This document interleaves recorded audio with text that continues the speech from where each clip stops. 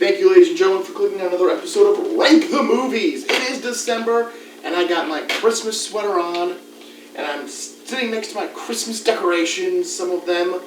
But I'm not going to talk about Christmas movies this month. No, I'm just going to talk about some really good movies. Though one of them is a Christmas movie, that is next week. This week I've got 3 movies for you. Each week I'm going to look at 3 different movies that I really enjoy, that I haven't had a lot of time to talk about yet, since I started this channel, and I want to. So let's get right into it. The first movie I have for this week is Detroit Rock City. Detroit Rock City it's a classic movie. It came out in the early 2000s. It is about 4 friends who are going to go see Kiss live at Culver Hall. They're going to see Kiss live. These friends are stoners. They're in a band, a Kiss cover band. And it's just about their road trip and their misadventures trying to get to the Kiss concert. It is a great movie. It is such a fun movie. I've always loved it. I went and saw it in theaters with my dad and my brother, and that was it. There was no one else in the theater when we saw it. It was opening weekend. Just to show you how well this movie did. It did not do super well in theaters, but it's just a great time. You get some great bits as the guys work together. One of them, Jan, the drummer of the band, has been drumming. He is sent to a Christian boarding school early in the movie, and his friends have to plan his escape so they can go see this Kiss concert as they're trying to get tickets because Jan's mom has destroyed their tickets.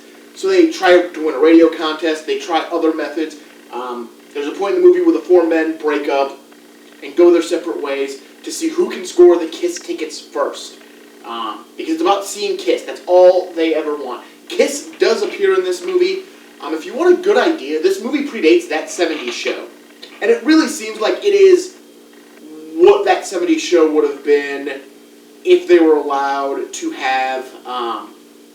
to not be on TV. If they were on like HBO and were allowed the R rating, this is 100% what it would have turned into was Detroit Rock City. It is a great movie. Highly recommend. It is. It's just a good time.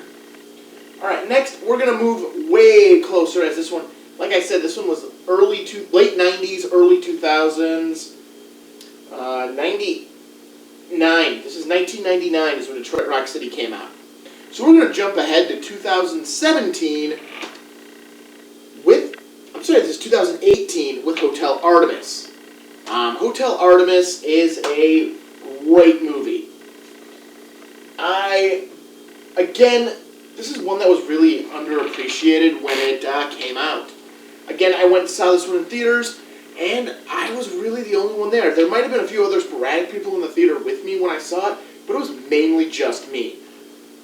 Basically, the plot is you are in the distant future, and it takes place at a criminal's hospital. Basically, there are very strict rules. You can't bring weapons in, you can't kill other patients.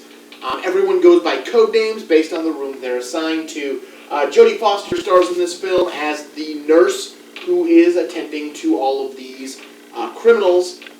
And it is the night of a riot. The people are rioting against one of the corporations because they want clean water. And the corporation is not giving them clean water. So this is the same night as this riot. And the owner of this hospital, played by Jeff Goldblum, who's also one of the big villains of the area, shows up and you find out one of the people there has been sent to assassinate him. It is a great story. It is so much fun. I've always enjoyed Hotel Artemis. It sits very highly in my collection, barely outside of the top 100. But a lot of people have overlooked this movie. If you have never seen Hotel Artemis, check it out. It's worth your time. Also in this movie, you have Sterling K. Brown, plays a criminal who's at the hospital. Sophia Boutella is also in it. She plays another one of the criminals. Brian Tree Henry plays Sterling K. Brown's brother. Jenny Slate plays a cop. Zachary Quinto plays Jeff Goldblum's son. You have Charlie Day as another patient. And Dave Bautista rounding out the cast as the nurse's assistant. It's a great movie. It's a great time. If you've never checked out Hotel Artemis, Do it. What are you waiting for? Don't waste your time not watching it. Go check it out. It is a fun movie.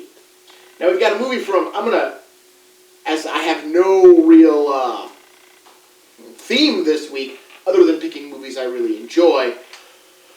Now the last one is going to be a 2000 pick. Again, it's one I'm surprised I haven't talked about in another list. I haven't found a way to slip it in somewhere. And it is Wet Hot American Summer. This is the movie that started a lot of careers, including Paul Rudd, Bradley Cooper, Amy Poehler, Elizabeth Banks, Michael Showalter, Janeane Garofalo, David Hyde Pierce, Molly Shannon. Those are the names on the box. This beautiful Blu-ray that I own. See, Blu-ray. It's blue and it's a ray. This is a comedy. It takes place on the last day of summer, at a Jewish summer camp. And basically, it is just this ridiculous comedy.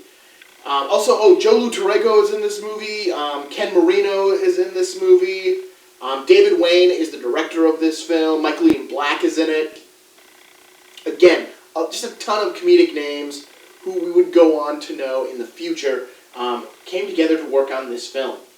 Basically, it looks at the counselors and their lives on this last day of summer as they're preparing for the final jamboree and talent show, a piece of space lab falling from the sky, and it doesn't seem like all of it should happen, but it's that kind of comedy where it takes a lot of broad themes. You also have in the cast, you have Christopher Maloney, who plays a psychotic chef, along with the voice of Archer and Bob Belcher voicing a can of mixed vegetables. Yeah, he voices a can of mixed vegetables. Which is actually explained in the Netflix TV show that's What Had American Summer First Day of Camp, made 10 years after the movie, where they even make the jokes that that by the end of summer they'll all look 10 years younger. But it is a great comedy. It's just got a lot of great comedic moments. It's one I didn't get the first time I watched it. I didn't get it. I didn't understand why this movie was funny. Then I watched it a couple more times, and I get it now. I understand why people like this movie, because What Hot American Summer is a good time. It's a good movie. So definitely check that one out. You will laugh your butt off. And again, the cast alone is worth checking it out. The cast of people who would go on to do so much more in comedy and in movies, it's worth checking it out. So once again, we got Detroit Rock City, Hotel Artemis, and Wet Hot American Summer. Check them out. I am Martin. This is Rank the Movies. Remember, there is no bonus Thursdays, because one of these movies would have been my bonus Thursday, so I've covered them all. And check back next week for another set of movies. One of them will have something to do with Christmas. I love my Gizmo Christmas sweater. It is so much fun. So, check us out next week, and hit me up. Don't forget to like, share, subscribe if you want to see more content. Leave a comment if you've seen one of these movies and you have something you want to say about them. Otherwise, I am Martin Prevost, and I'll catch you on the flippity flop.